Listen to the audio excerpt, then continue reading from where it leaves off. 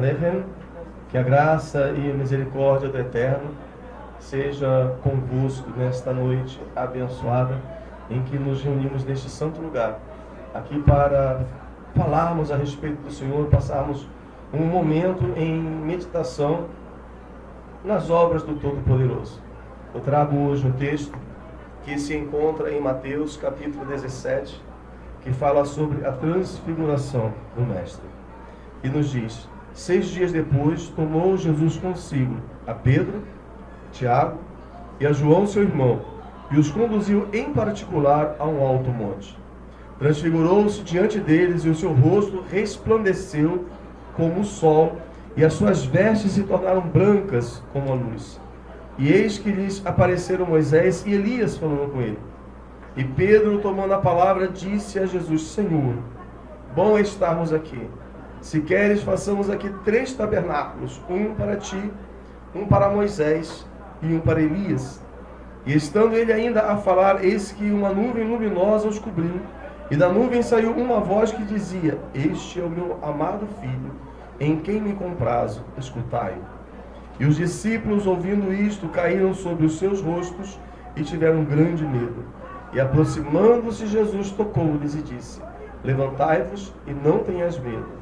Erguendo ele os olhos, ninguém viram senão unicamente a Jesus. E descendo eles do monte, Jesus lhes ordenou, dizendo: A ninguém conteis a visão, até que o Filho do Homem seja ressuscitado dentre os mortos. Palavra do Eterno, palavra de salvação. E este evento de transfiguração, ele nos traz, como todos os trechos da Bíblia Sagrada são escritos para a nossa edificação, né? Nos traz ensinos profundos de Cristo. Mas, obviamente, a transfiguração não aconteceu assim de repente. Teve alguns eventos que a antecederam. Nós vamos ver no capítulo 16 de Mateus, quando Jesus vai interpelar os seus discípulos e pergunta a eles: quem dizem ser o Filho do Homem? Ali nós vemos nesses pequenos eventos, ou talvez o momento da eleição, porque Jesus ele não leva os 12 discípulos ali para o monte. Ele leva Pedro, Tiago e João. Foram escolhidos. Algo na vida deles, no testemunho deles, no modo de ser deles com o Mestre, fez com que Jesus escolhesse esses 3 dentre os 12. Não estou dizendo que o restante vivia em pecado ou afastado de Deus. Eles foram escolhidos pelo próprio Senhor Jesus Cristo, depois de uma noite de oração para poder serem apóstolos. Então eram homens escolhidos por Deus. Mas mesmo dentre os escolhidos, mesmo dentre aqueles que trabalham lado a lado, ombro a ombro com Cristo, tem aqueles que se destacam. Pedro, Tiago e João se destacaram de alguma forma que fez com que Jesus os selecionasse. Algo neles, na sua vida, chamou a atenção de Cristo. Quando Jesus pergunta: quem dizem os homens ser o Filho do Homem? Alguns dos seus discípulos vão falar sobre Jeremias, Elias, as interpretações que cada um dá para Cristo. E Pedro, ele diz: Tu és o Cristo, o Filho do Deus vivo. O fato de ter reconhecido Jesus na pessoa daquilo que Jesus é, quem Jesus representa, fez com que Jesus o escolhesse também de um modo diferente, desse a ele uma autoridade. Pedro foi elogiado diante dos demais e recebeu a autoridade de halakha, né? Como ensina o texto bíblico. E a igreja recebeu através de Pedro ali essa autoridade doutrinária. E essa autoridade doutrinária é a fonte de poder da igreja. E quando ela perde essa autoridade, ela perde a sua identidade. Quando a igreja ela deixa de ser doutrinária, ela perde a sua identidade. E é o próprio Augusto Nicodemos que ele fala que a teologia da igreja que dita a sua ética, né? E a ética da igreja vai ditar a sua doutrina, a sua identidade, o seu modo de ser. E isso vem através dessa autoridade que Cristo Jesus deu à igreja ali em Pedro. Pedro ali representávamos nós, mas não aqueles que se escondem na sua fé e não sabem o significado. Quem é Jesus? Talvez Jesus perguntando hoje, no meio do povo, e perguntando: quem dizem os homens ser o Filho do Homem? Eu acho que algumas pessoas diriam: é o homem que faz milagres, é o homem que resolve problemas, é aquele que dá a prosperidade, a libertação. As pessoas vão com suas causas, seus problemas familiares, ou seus problemas financeiros, sociais, e tem uma solução para tudo. Talvez seja essa a resposta que as pessoas deem. Vai a Jesus, que Jesus resolve tudo. E Jesus perguntaria novamente para um círculo íntimo de pessoas, não o povo em geral: e vocês, quem dizem que eu sou? Ou quem dizem que é o Filho do Homem? Tomara que Jesus possa encontrar muitos Pedros na geração de hoje que possa dizer: tu és o Cristo, o Filho de Deus vivo. Ou seja, tu não és, Senhor, um milagreiro, somente um milagreiro, um curador, ou um advogado, um solucionador de problemas, mas tu és o amante de minha alma. Tu és o Filho de Deus vivo. Não estou dizendo que Jesus não cura, Jesus cura. Soluciona problemas, Jesus soluciona problemas. Jesus traz resultados. Jesus livra de causas, traz libertação. Mas a pessoa de Cristo não é a cura. A pessoa de Cristo não é a solução de problemas. A pessoa de Cristo é o Deus de amor. Ou o amor de Deus manifesto em carne, apresentado a este mundo. Vai além de simplesmente alguém que nós recorremos quando estamos com necessidade. Ele é alguém que nós temos que estar constantemente de joelhos, prostrado aos seus pés, porque Ele é a fonte de tudo aquilo que nós somos. Paulo vai dizer que nele nós nos movemos e existimos. Paulo vai nos ensinar que Jesus é tudo em nós, a tal ponto que Paulo diz: olha, vivo não eu, mas Cristo Jesus vive em mim. A vida que agora vivo, né? Paulo vai colocar: não vivo mais por minha vontade própria, eu vivo por aquele que me amou. E Paulo vai dizer: eu estou crucificado para o mundo. Ou seja, o mundo não me interessa mais, nada mais me interessa a não ser Jesus na minha vida.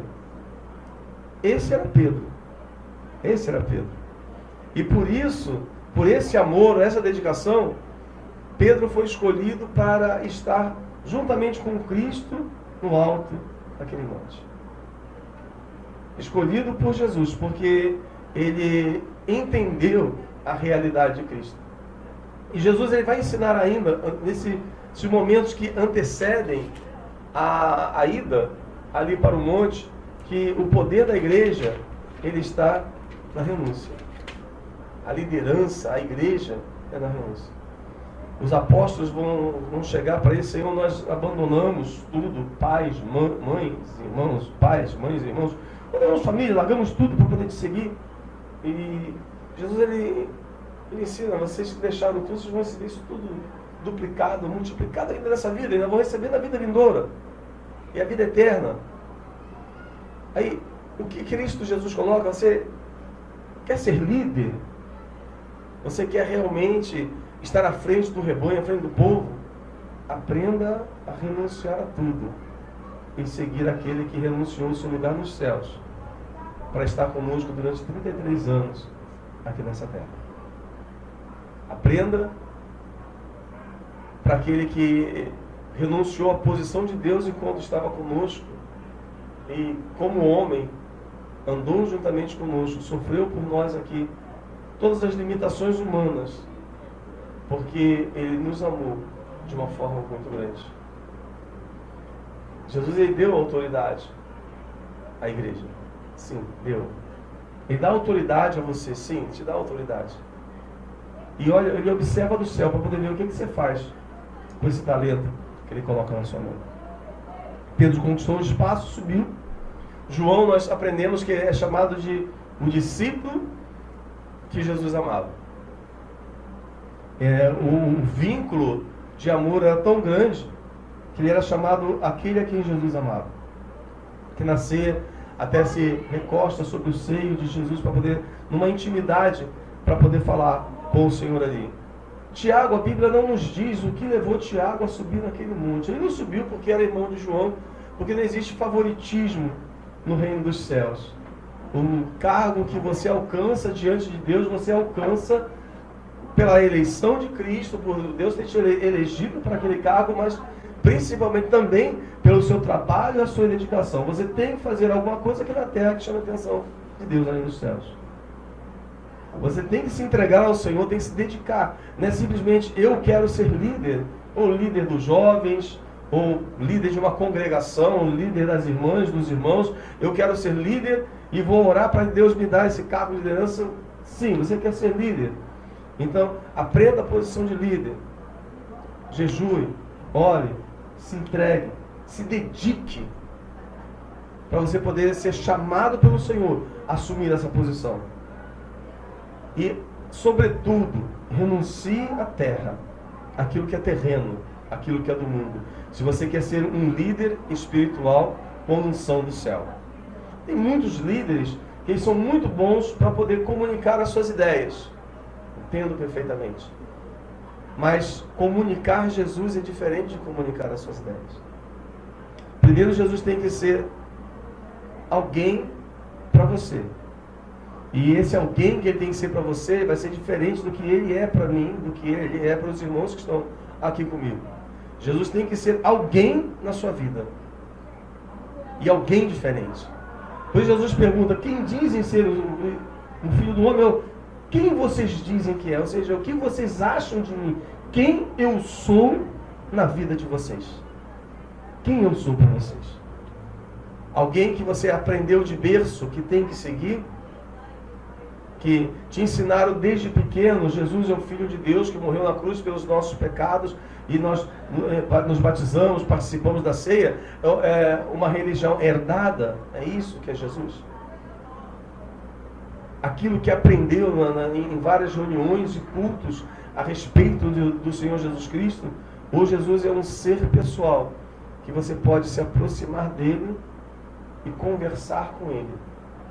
Pode se aproximar de Jesus e abrir o seu coração e contar todos os seus problemas e dizer, Jesus, eu estou aqui e eu vim falar contigo. E você pode depois parar para poder ouvir e sentir toda a direção do Espírito Santo de Deus. Quem Jesus é na sua vida? Essa é uma pergunta muito tão importante que Jesus faz isso para os seus discípulos ali. Tá, o grau de importância disso. E antes de subir ao monte da transfiguração, naquilo que antecede o monte da transfiguração, vem essa pergunta. Aí Jesus ele sobe o monte.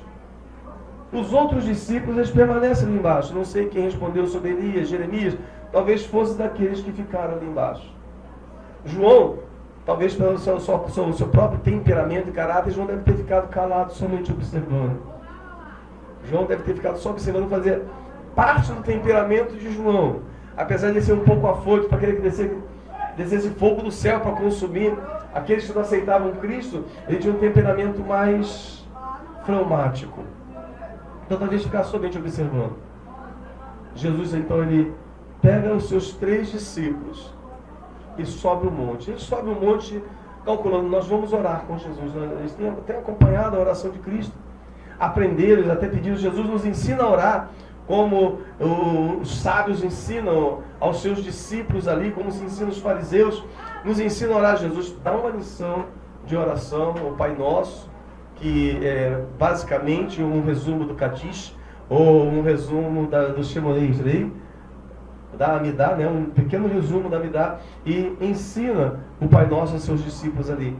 Mas eles continuam caminhando com Cristo, porque eles querem orar com Jesus, para aprender como Jesus ora e orar como Jesus. Eles não querem simplesmente seguir a Jesus, eles querem viver Jesus, ser igual a Jesus. Esse é o desejo de João, é o desejo de Tiago, é o desejo de Pedro, com todas as suas limitações, e Pedro tinha muitas limitações, nós vamos ver na Bíblia Sagrada os erros que Pedro comete antes de ser cheio do Espírito Santo, a sua dedicação após ser cheio do Espírito Santo. Então Pedro tem as suas falhas sim, mas o seu temperamento é afoito. Pedro não é uma pessoa calma e parada, Pedro é agitado. Jesus entende isso. Sobe eles para o monte. Chega lá no alto e a palavra de Deus nos diz que ali Jesus se transfigura diante dele. O brilho é como um sol. As suas roupas ficam alvas, como diz as Escrituras Sagradas. Aí ao sol da justiça, como diz Malaquias vai dizer, para aqueles que creem no meu nome surgirá o sol da justiça. trazendo salvação nas suas asas. Então, naquele momento ali do monte, Jesus é o sol da justiça, que traz salvação em suas asas. Suas roupas claras como de lavadeiros, como vai dizer também o profeta Isaías, que torna os nossos pecados brancos como a neve. E está ali o purificador de pecados, o Cordeiro de Deus, transfigurado diante dele. Mas sobretudo, o que eu vejo ali no Monte da Transfiguração é Jesus mostrando não a sua glória dos céus, porque o homem natural ele não pode contemplar a glória de Deus e permanecer de pé. Não pode contemplar a glória de Deus e permanecer vivo. A glória de Deus é muito grande, a glória de Deus é fulminante. Eu calculo que naquele momento, isso é uma interpretação minha particular, eu calculo que naquele momento, Jesus ele se transfigura, mostrando na realidade como era o corpo original, como era Adão logo na criação. Então a transfiguração de Cristo é quando ele retira por um momento o corpo de pecado e mostra o corpo glorificado, que será o corpo de todos aqueles que creem no seu Evangelho, quando Jesus vier em glória para arrebatar a igreja, porque João diz, assim como ele é, nós seremos também. E como assim como Adão se revestia da glória de Deus, se vestia da glória de Deus, Jesus ali se mostra vestido de sol, vestido de glória, de luz, no topo daquele monte, mostrando aos seus discípulos aquilo que lhes espera lá no futuro, aquilo que eles serão, que eles terão, que nós teremos, a glória de Deus vestindo o nosso corpo. E completando a visão, aparecem os dois grandes exponentes do Antigo Testamento. Ali está o grande legislador, Moisés, e está o grande profeta, Elias. Dois homens de poder e coragem. Moisés que desafiou o faraó, o grande rei do Egito, a nação mais poderosa da terra da época, e ele chega diante do homem mais poderoso da terra, semelhante hoje ao presidente americano, ou então ao cidadão lá do Irã, e ele chega diante do homem mais poderoso da terra e diz para ele, deixa sair do meu povo. E vence o homem mais poderoso da terra, sem ter que desembainhar uma espada para ele, sem ter que forçá-lo, somente com o poder de Deus. E ali está Elias também, que vence o homem mais poderoso ali de Israel também, chega diante do rei e desafia o próprio rei. E é incrível que tanto Moisés como Elias têm uma característica. Os reis, eles estão sempre rodeados dos seus soldados, e não soldado raso, porque é rei, ele fica lá com seus generais, fica com soldados de patente alta, ou os melhores soldados que ficam no séquito do rei ali. Não são soldados comuns, são os melhores, porque tem que proteger a realeza. E tanto Moisés como Elias conseguem passar por todos esses soldados sem ser molestado por nenhum deles para chegar diante do rei. Eu imagino ali Elias atravessando, chegando perto de Acabe, Acabe cercado com todos os seus soldados, e ele passa pelo meio deles, e eles abrem passagem para Elias poder chegar diante de Acabe, e de Acabe apontar o seu dedo para Acabe e dizer para ele, não vai chover em Israel. Vive o Senhor diante de quem eu vivo, que não vai chover em Israel. E apontar o dedo para Acabe e falar, por causa dos teus pecados, a terra está sofrendo. Desafiar Acabe diante dele. E os soldados tudo em volta, tudo armado. E ninguém bota a mão em Elias. Ninguém faz nada com ele. Moisés, da mesma forma, chega diante de Faraó, desafia o rei do Egito, e ninguém faz nada com ele. Os dois chegam diante, desafiam os poderosos, se viram e se retiram. Dois grandes exponentes do Antigo Testamento. Esses dois que sobem ao monte, aonde está Cristo, o Filho de Deus. Ali estava a fonte da autoridade deles. Eles tinham autoridade na terra, porque eles estavam ligados nos céus. Moisés, que subiu o monte, desceu com o seu rosto brilhando, está ali diante de Cristo, que não tem somente o rosto, mas todo o corpo brilha, porque o brilho do rosto de Moisés vinha desse homem que está brilhando diante dos apóstolos naquele momento. A glória que retira Elias da terra vinha desse homem que está brilhando ali em cima do monte. E eu imagino ali Pedro, Tiago e João observando essa visão gloriosa, porque ali eles estão vendo Jesus na sua glória. Estão vendo os dois grandes profetas do Primeiro Testamento. Eles ficam sem fala. Não tem o que falar. Quando a gente fica às vezes sem fala, fala qualquer coisa que vem à cabeça. E às vezes não consegue ficar... O momento é de ficar quieto. Mas tem gente que fica nervoso e começa a falar.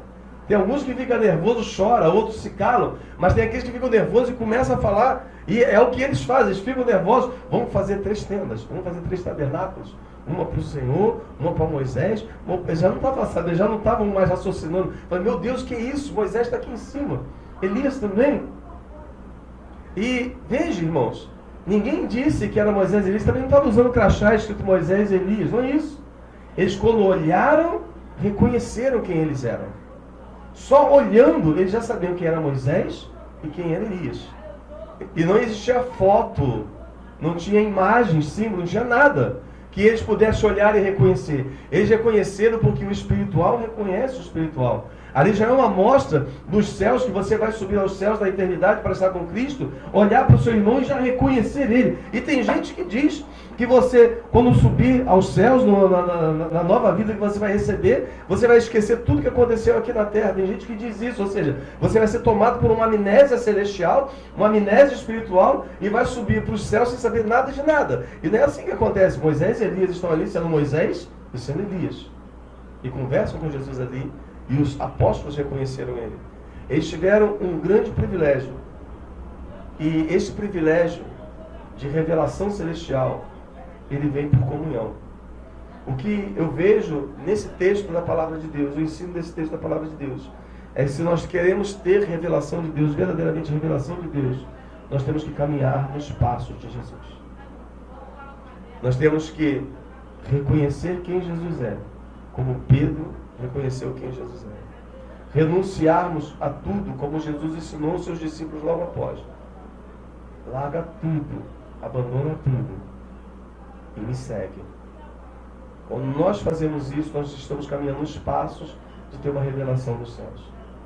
Não um sonho que muita gente sonha e vê algumas coisas mirabolantes e diz que teve uma revelação de Deus, e conta o seu sonho como se o seu sonho tivesse uma autoridade bíblica. E nem todo sonho tem interpretação, e quando tem interpretação não é todo sonho que é interpretado, é somente parte. Não isso, mas uma revelação viva de Deus mesmo, uma revelação de Cristo. Revelação de Cristo. Existem muitas revelações hoje em dia, caminhando nessa terra, a gente caminhando por essa terra vai encontrar muitos. Vai encontrar em casas, em praças, porque agora as pessoas olham em praça e profetizam em praça também. Antigamente só se profetizava na igreja com as portas fechadas, portas e janelas fechadas da igreja. As vigílias antigas se fechavam as janelas para as pessoas de fora não escutarem os crentes falando em línguas estranhas. Agora a gente fala em línguas no meio da rua. Então não é esse tipo de revelação. Uma revelação íntima com Jesus. Aquela que somente Jesus pode te dar. Essa revelação, necessariamente, ela não vai vir em línguas estranhas. Não. Não vai vir em línguas estranhas. Isso é algo que vem do seu interior. Que está conectado com o Altíssimo, com o Todo-Poderoso. Se você não estiver ligado com Deus, você não tem revelação do céu. Você só tem revelação do céu se o seu íntimo, a sua alma, o seu interior estiver ligado no céu. Mas para estar ligado no céu, você tem que ter o conhecimento, você tem que ter a intimidade e você tem que ter a renúncia. Eu acho que o conhecimento muitas pessoas buscam. A intimidade, muitos estão buscando. A renúncia, muitos estão fugindo. Renunciar é abrir mão mesmo. E como eu aprendi em meus tempos de novo convertido, não é o pecado que você renuncia. O pecado você abandona.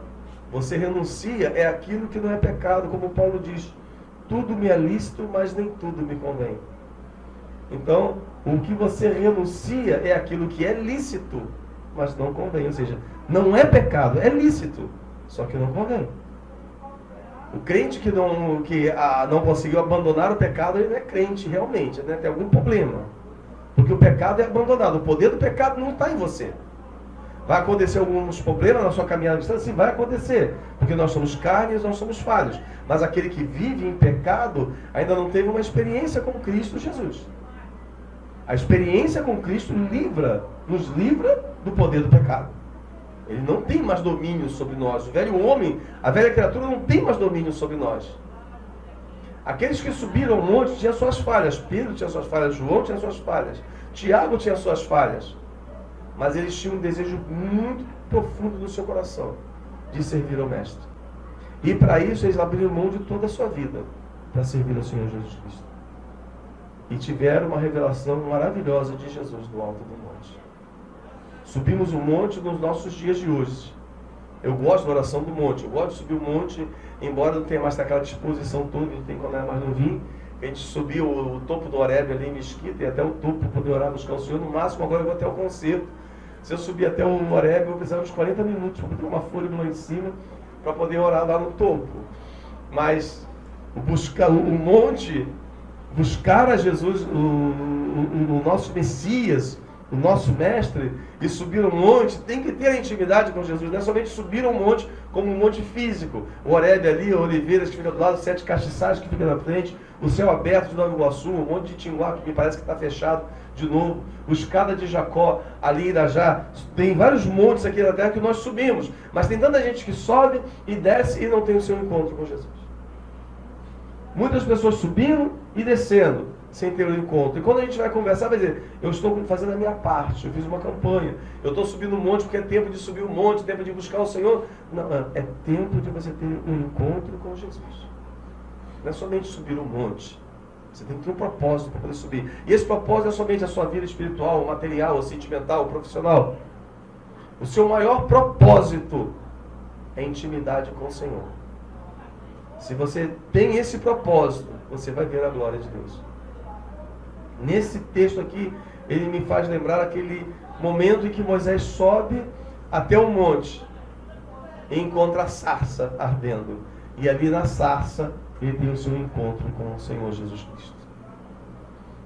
2 vezes no monte, Moisés se encontra com o Senhor. Lá no sarçal. E agora aqui junto com os apóstolos. Ele para e fala com o Mestre.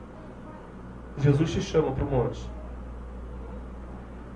Não, talvez não seja somente um monte material, mas o monte da revelação de Deus. E esse monte da revelação de Deus, ele está no final da sua renúncia. Quando você abrir mão aquilo que é certo, não aquilo que o teu coração te diz, e muitas vezes vai entrar como uma revelação, eu senti no meu coração, porque a Bíblia diz, enganoso é o coração do homem mais do que todas as coisas, quem o conhecerá? Então não é aquela revelação do coração, porque eu senti no meu interior que eu tenho que fazer, que Deus está me conduzindo. Não é isso. Não é isso. O teu caminho de renúncia não é isso. O teu caminho de renúncia é aquilo que está na palavra de Deus. Tudo aquilo que está fora da palavra, está contra a palavra, rejeita isso. Deus não vai falar contra a sua palavra. Mesmo que você não tenha conhecimento, Deus conhece a palavra dele. Não vai te ensinar nada contra a palavra. Talvez o caminho da renúncia esteja ali onde você está evitando, há muito tempo Deus está falando com você. Você tem que deixar isso. Você está percebendo, você sente que tem que abandonar, mas segura o máximo possível. Esperando confirmações, e vem confirmações, espera mais outras, vai esperando, continua. Ou então tenta entender de uma forma diferente as confirmações que vem pela leitura, ou por um hino que você ouve. Porque você sabe que Deus quer, e às vezes nós queremos segurar com muita força aquilo que nós gostamos, que nós desejamos, porque a gente sabe, não é pecado, por que eu não posso ter? Por que eu não posso ficar? E Deus está dizendo, entrega no altar, abandona, larga, solta. Você quer crescer? Solta. Você quer ter plenitude? Solta. Você quer ver a glória? Solta. Enquanto você segurar, você não vai conseguir ver a glória de Deus. Você não vai ter a experiência do céu. Você tem que aprender a renunciar e a largar. Que a glória de Deus possa repousar sobre a sua vida. E você possa ter um encontro genuíno com o Senhor Jesus Cristo. Você crente mesmo. Ter um encontro genuíno com Jesus. No monte da transfiguração. No teu monte da transfiguração. Porque nós servimos a Jesus, temos o nosso encontro com Jesus quando nós nos convertemos. E temos alguns encontros com Jesus na nossa caminhada cristã. Eu desejo que você tenha esse encontro com o Senhor Jesus Cristo. E como eu te disse, Ele está te esperando no final da estrada da tua renúncia. Que a graça e a misericórdia e a paz do Senhor Jesus Cristo seja sobre a tua vida. Amém.